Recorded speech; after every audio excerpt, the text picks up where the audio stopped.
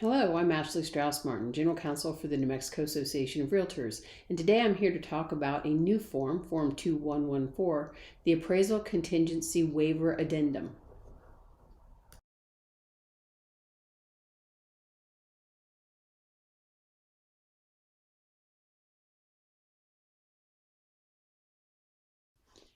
As you all know, the last 18 months have been a little crazy. The market has been very competitive for buyers, and as a result, buyers are doing what they can to make their offer stand out, and this includes offering over list price and waiving contingencies. Currently, we do not have a form that simply waives the appraisal contingency. This form does that, but it also gives the parties some other options. The other issue that we're seeing quite frequently is appraisals that are coming in low. In most cases, neither the listing broker nor the sellers anticipate this is going to happen, so they're not planning for it. For example, the seller doesn't want to sell below $250,000. The buyer offers $250,000 or $5,000 over the appraisal, whichever is less. And both the listing broker and the seller is assuming that that appraisal is going to come in for at least $250,000, but it doesn't. It comes in at $220,000. Now the seller has agreed to sell for $225,000, $5,000 above the appraisal amount, but the seller isn't happy about it. And sellers are commonly just refusing to sell, which of course leaves the buyers and the sellers seeking legal counsel to address the issue. Enter the Appraisal Contingency Waiver Addendum. This addendum not only gives the option for a buyer to completely waive the appraisal contingency, but it also provides other options, two of which allow the seller to set an amount under which they will not sell the property. We call that the seller's floor, but more about that in a minute. At the top of page 1, there is a box, and it says important, read entire addendum carefully. And this is a directive to the buyer and the seller, because we want them to know all of the options available under this appraisal contingency waiver addendum so that they are making the selection as to which option they want or they can agree on. And the brokers are not being put in a position where they're making those choices for the buyer or the seller. So this box explains what this appraisal contingency waiver addendum does. It says that it is to be used to replace the appraisal contingency provisions of the purchase agreement. And if you're using NMAR purchase agreement residential resale NMAR form 2104, then the addendum replaces paragraph 9C in its entirety. It then goes on to say that if the buyer is obtaining an FHA or a VA loan, the lender will require the parties to sign an amendatory clause addendum that states that regardless of the parties' agreement in this addendum, the buyer shall have the right, though not the obligation, to terminate the agreement without penalty if the appraised value is less than the purchase price. So you have to remember the order of things. So the parties enter into this appraisal contingency waiver addendum, and then subsequent to that, when the buyer goes to get a loan, an FHA or VA loan, the lender will require both the buyer and the seller to sign an amendatory clause addendum.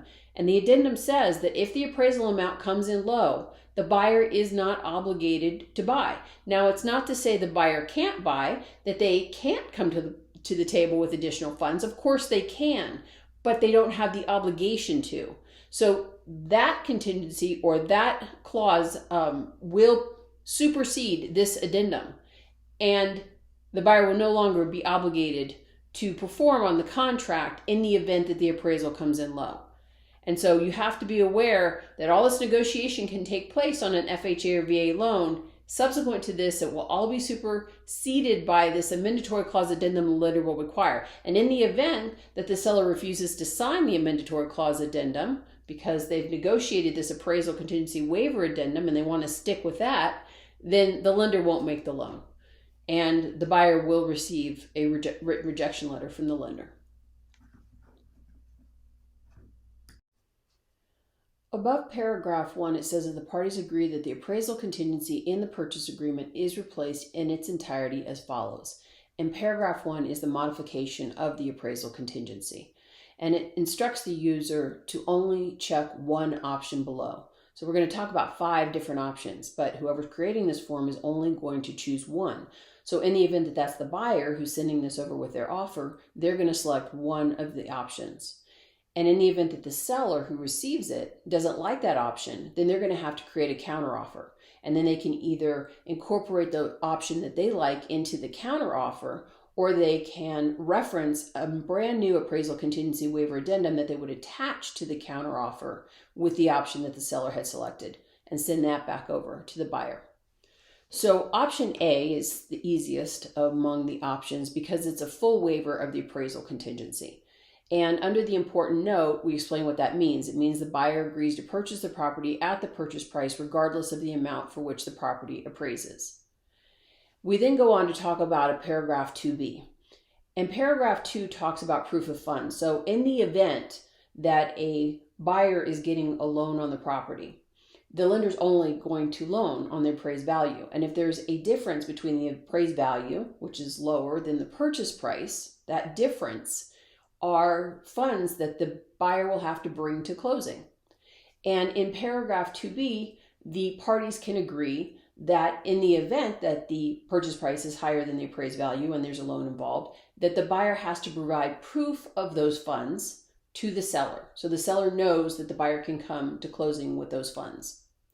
And so it goes on to say that if the buyer is obtaining a loan and if the buyer is required to produce proof of funds per paragraph 2B, then within 2 days of the buyer's receipt of the appraisal, the buyer will deliver a copy of the appraisal and proof of funds per paragraph 2B.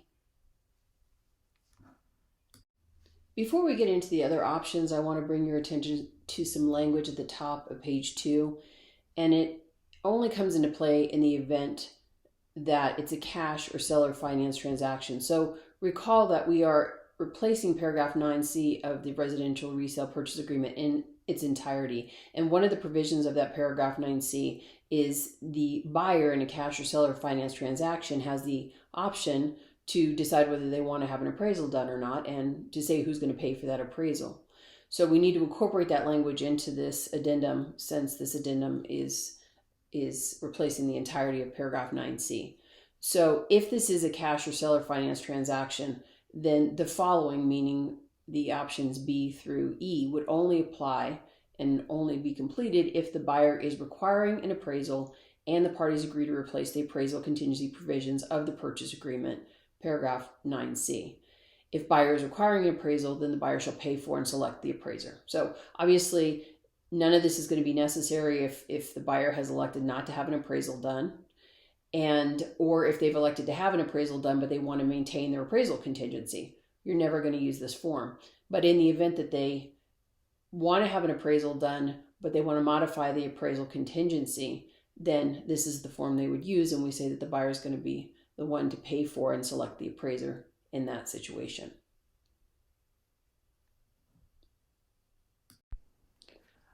Option B is a limited waiver of the appraisal contingency, and this language may look familiar because we used it in the escalation clause addendum. And it's where the buyer will pay the lesser of two amounts. So the buyer is saying that they will pay the purchase price in the purchase agreement or so much above the appraisal amount, whichever shall be less. And the lesser of these two amounts is the ratified purchase price. So the buyer will make an offer with a purchase amount in it, include this addendum, and say they'll pay that amount or so much above the appraisal amount, whichever shall be less. And it goes on to require that within 2 days of the buyer's receipt of the appraisal, the buyer shall deliver to the seller a copy of the appraisal, a price modification amendment reflecting the ratified purchase price, and, if applicable, proof of funds per paragraph 2B, which we just talked about. And then it has some language that says that notwithstanding the foregoing, if the buyer delivers these things, then the addendum remains in full force and effect even if the parties do not execute the price modification amendment. And why do we say that? Well, we have a solid purchase price here. Between the purchase agreement, this option B, and the appraisal, we have agreed to a certain dollar amount. And so we don't want a situation to occur where one or both parties don't sign the price modification amendment and think that because the price modification amendment was not fully executed, that there's no contract, that there's no deal.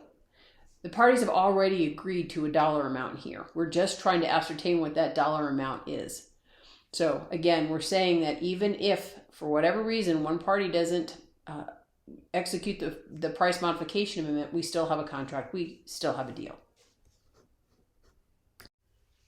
Option C is the same type language as we saw in B, Only in this case, the buyer will pay the greater of two amounts.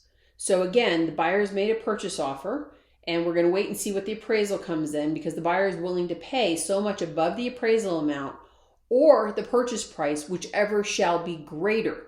We have two numbers, and the greater of those is what the buyer is willing to pay under this option C. And it's the same process. Within 2 days of the buyer's receipt of the appraisal, they're going to deliver that to the seller. They're going to deliver a modification, price modification amendment, and they're going to deliver, if applicable, proof of funds per paragraph 2. And again, that same language talking about, we're going to solidify this price in this price modification, but in the event that we don't, we do have a solid purchase price based on this information here. We have the appraisal and we have this option C. And between those two things, we can come up with a solid purchase price that the parties have agreed upon. So even if one of the parties or even both of the parties refuse to sign that price modification, we still have a contract, we still have a deal. Option D is also a limited waiver of the appraisal contingency. And the 3 bullets speak generally to this option D. If the appraisal comes in at or above a certain amount, the buyer shall pay the lesser of 2 numbers. And if the appraisal comes in below a certain amount, the buyer shall pay the greater of 2 numbers. This option allows the buyer to set forth the highest price that they are willing to pay, which we'll call the buyer's cap, and it allows the seller to set forth the lowest purchase price that they are willing to accept. We'll call this the seller's floor. Now, this is very important. You see an exclamation point, a warning sign here, and it says that all spaces below marked with an asterisk must have the same number. So there are 2 possibilities here, that the appraisal is going to come in at a certain dollar amount or more, and the second is if the appraisal comes in less than a certain dollar amount. So those certain dollar amounts need to be the same dollar amounts. You're going to be putting the same number in both of those. So if the property appraises for a certain dollar amount or more, then the buyer shall pay so much over the appraised value or the buyer's cap, whatever that number is, whichever is less. And the lesser of these 2 amounts is the ratified purchase price. Now, if the property appraises for less than a certain dollar amount, then the buyer shall pay so much over the appraisal or a certain dollar amount, which we call the seller's floor, the least amount that the seller is willing to sell the property for, whichever is the greater of these 2 amounts, and that's called the ratified purchase price. So once we get the appraisal in, again, the buyer is going to be responsible within 2 days of getting that appraisal to provide the seller with a copy of the appraisal, a price modification amendment reflecting the ratified purchase price, and if applicable, the proof of funds per paragraph 2B below. And again, we have that same language, the notwithstanding language, that says that we have a solid purchase price because, again, we have the appraisal and we know what these numbers here in option D have been plugged in. So we can come up with a solid purchase price. So even if the parties or one of the parties refuses to sign the price modification amendment, we still have a solid number, a solid purchase price based on that appraisal, and we still have a contract. And we're going to break this down on the next slide because this is a more complicated concept. But the takeaway here, the very important takeaway here, is that the numbers that you're plugging in to if the property appraises for X or more, and if the property appraises for less than X, those numbers, in my example, X, are going to be the same number. So I said we would break it down, and let's do that. Let's plug in some numbers and break this down. Okay, so under option D, we have 2 scenarios. We have one where the property appraises for a certain dollar amount or more, and we have one scenario where it appraises for less than a certain dollar amount. So let's use $300,000. And you'll notice the very first thing you have to do is plug in the same number. You have to say if the property appraises for $300,000 or more, and you have to say if the property appraises for less than $300,000, right? Because that's all the extent of all of the scenarios that we could be presented with. Is it's going to be $300,000 or more, or it's going to be less than $300,000.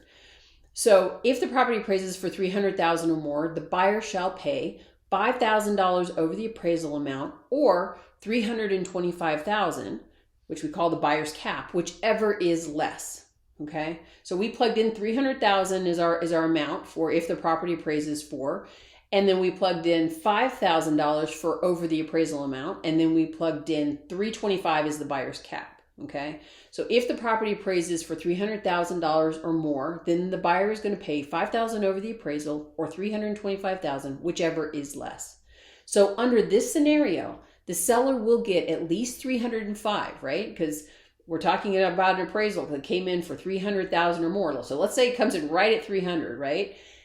The buyer has agreed to pay $5,000 over the appraisal amount, right? So the seller is guaranteed to get at least $305,000. And the buyer will pay no more than $325,000. So if the appraisal comes in over $300,000, let's say it comes in at $325,000, they're still just paying $325,000 because that's their cap, and they're paying the lesser of those two numbers, $5,000 over the appraisal or $325,000. Okay.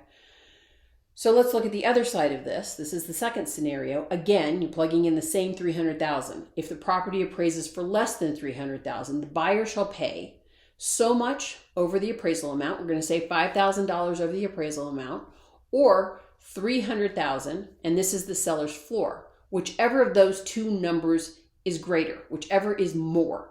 So in this example, the seller will get at least $300,000, right? Because $5,000 over the appraisal or $300,000, whichever is greater, right? So if $5,000 over the appraisal is greater, then they're going to get more than $300,000. But if $300,000 is greater, then they're guaranteed to get the $300,000. And you have to remember, we're dealing with an appraisal that comes in less than $300,000. So if it comes in at $299,000, they're going to get $5,000 over the appraisal amount. If it comes in at $290,000, they're going to get $300,000 because they're getting the greater of those two numbers under that scenario. So the seller will get at least $300,000, but the buyer will pay no more than $304,999. Now, where did that number come from? Well, if the property appraises for less than $300,000, remember, if it appraised for $300,000 or more, we're not looking at this side at all. We're jumping over to the blue side, right? Because that's $300,000 or more. So what scenario would it fall under on the right side? Anything less than $300,000. So let's say it came in at $299,999, right? Right under $300,000. Really couldn't get any closer than that, right? If we're not talking cents, we're just talking dollars. $5,000 on top of that, right, is going to put you at $304,999. So that is the very most that the buyer is going to be required to pay here, is the $304,999 under this scenario, right? And then the very least that they're going to pay is the $300,000. So they have a pretty small window there. They kind of, that they can count on. I mean, you're going to pay $300,000. I'm going to pay $304,999. That's the range that I have under this scenario in the green on the right-hand side. Which brings us to option E, which is the most complicated of the options, but also provides the most flexibility. So option E is a limited waiver with option to renegotiate the purchase price. So if the appraisal comes in at or above a certain amount, the buyer shall pay the lesser of two numbers. And if the appraisal comes in below a certain amount, the buyer has the option of buying for that certain amount. But if the buyer opts not to buy for that certain amount, then the parties may renegotiate a purchase price. And again, we're going to break this down on the next slide, but again, let's go through the language. First, we see the warning sign that all spaces below marked with an asterisk must have the same number. So again, we are saying if a property appraises for so much or more, we're going to do this. And if the property appraises for so much or less, we're going to do that. So those numbers have to be the same number. So if the property appraises for so much or more, the buyer shall pay so much over the appraised value or X number of dollars, which is the buyer's cap, whichever is less. The lesser of these two numbers is the ratified purchase price. And so once we get the appraisal, within 2 days of the buyer's receipt, the buyer is going to deliver a copy of the appraisal to the seller, and along with a price modification amendment reflecting the ratified purchase price, and if applicable, proof of funds per paragraph 2B below. And again, we have the notwithstanding language because, again, we have a solid purchase price. We've plugged in the numbers here. We've got the appraisal back. We know exactly what the purchase price is. And even if a party doesn't execute the price modification amendment, we still have a deal. We still have a contract.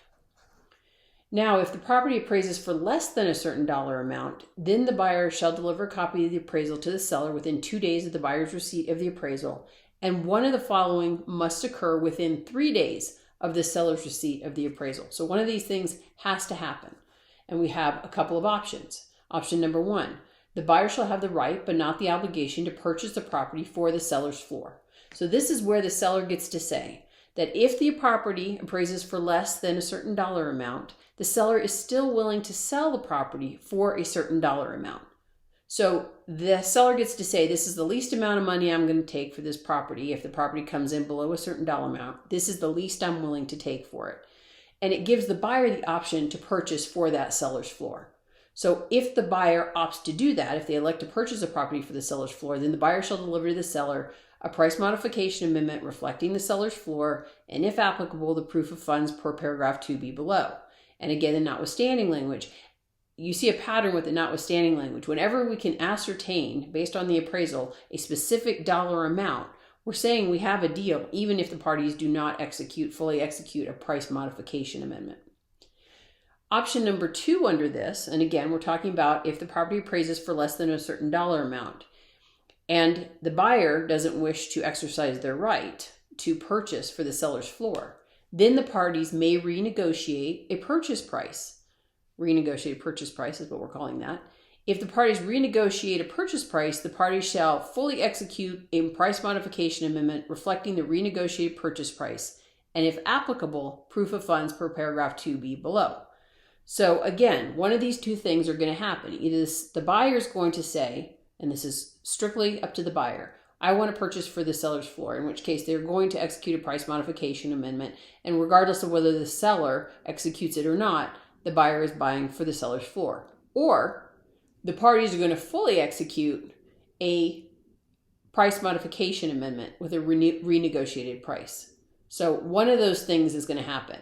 And you'll notice that there's no language about notwithstanding under that option 2, because if they do renegotiate the purchase price, it is going to require, it's absolutely going to require that the parties put together a price modification, because this is a brand new price. We have not established what it is. We've gone back to the drawing board. We're reestablishing a purchase price. So it'll be a brand new number. So we do absolutely need to have that amendment dictating the price modification.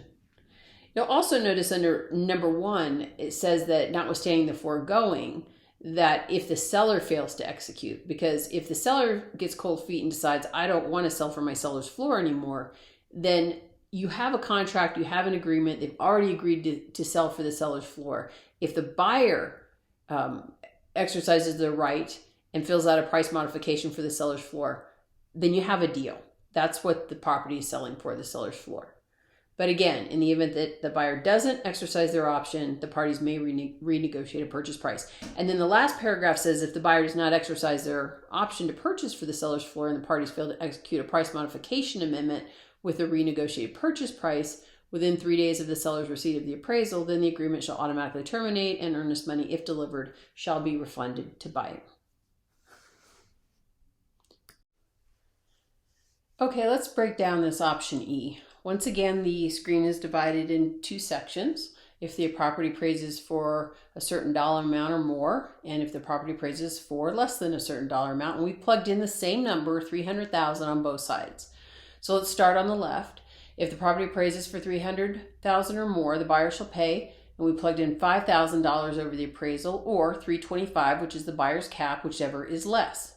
So in this example, the seller will get at least $305,000, right? Because we said if the property is appraising for $300,000 or more. So we're only on this side of the screen in the event that it appraises for at least $300,000. So let's say it comes in at $300,000, right at $300,000.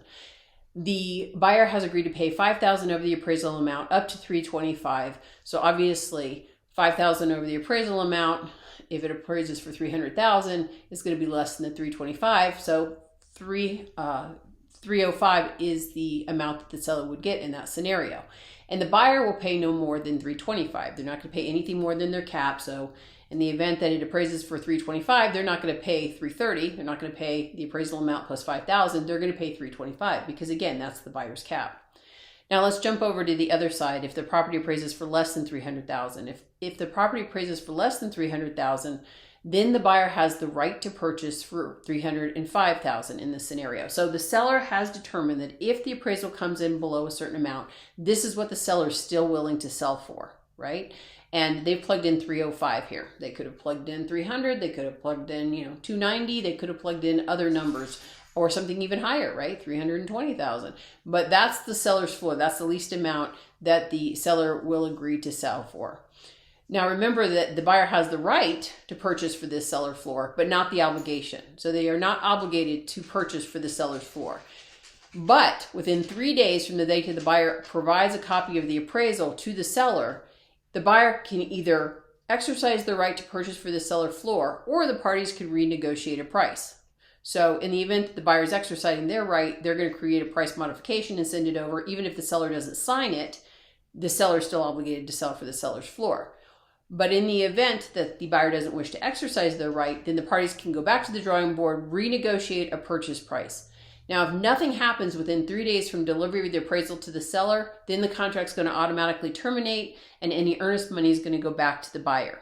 So in this example on the right, the seller has to sell for $305,000 if the buyer opts to buy at $305,000. But the buyer has not agreed to buy at all, right? They could not exercise their right and they could not renegotiate a price. So the buyer is not obligated in any way. The seller is obligated to sell for the seller's floor. But if the buyer doesn't opt to do that, then the parties are renegotiating and there's no dollar amount beyond the seller's floor that the seller is obligated to sell for. Which brings us to the paragraph 2 that we've been discussing throughout this addendum, the cash funds at closing. So this says if the buyer is securing a loan to purchase a property and the buyer has agreed to pay more than the appraised value under any of the foregoing options, then the buyer is agreeing as follows: to pay by the funding date and readily available funds any difference between the amount of the loan and the final purchase price as modified by this addendum, and we call that the difference.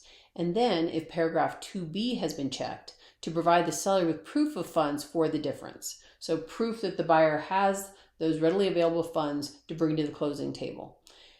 And as far as timing of providing this proof of funds, we address that in each of the individual options. So in most cases, it will be at the time that the buyer provides a copy of the appraisal to the seller along with that price modification amendment. They're going to also provide this proof of funds. But in paragraph E, then the proof of funds, if this box is checked, will be provided within that 5-day period.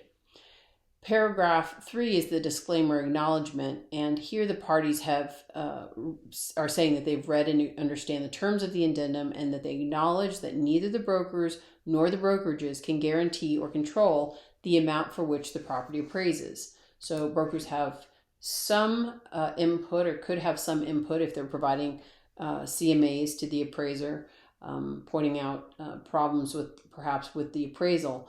But at the end of the day, the appraiser is the one who gets to appraise the property, right? So the buyer is acknowledging and affirms that the waiver of any or all of the appraisal contingency has been made of their own volition and discretion and agrees to forever hold harmless the brokers and the brokerages with regard to the waiver. And the seller acknowledges and affirms that the option chosen in this addendum, and if applicable, the amount of the seller's floor, has been made of their own volition and discretion, and seller agrees to forever hold harmless the broker and brokerages with regard to the option chosen and the amount of the seller's floor. So again, going back to what I said in the beginning of this presentation, we want the buyer and seller to be reading through the entirety of the options and having them agree to select one or the other, opposed to the brokers dictating which option the buyer or the seller should select. So again, hopefully they will be reading through all of these, that is the intent, and making a decision. And here they're saying that they acknowledge that it's their responsibility and they're acknowledging that they have done that.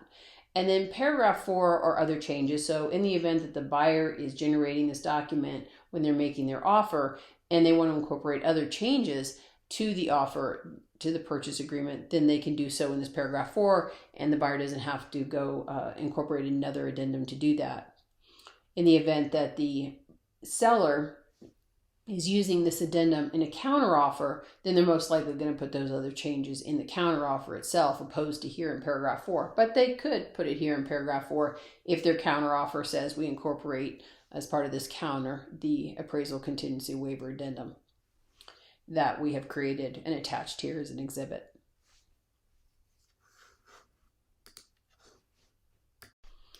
I know this was a lot of information to cover, especially options D and E. So if you have questions about this addendum, please feel free to give me a call on the legal hotline at 1-877-699-7266 or email me at legalhotline@nmrealtor.com. Thank you.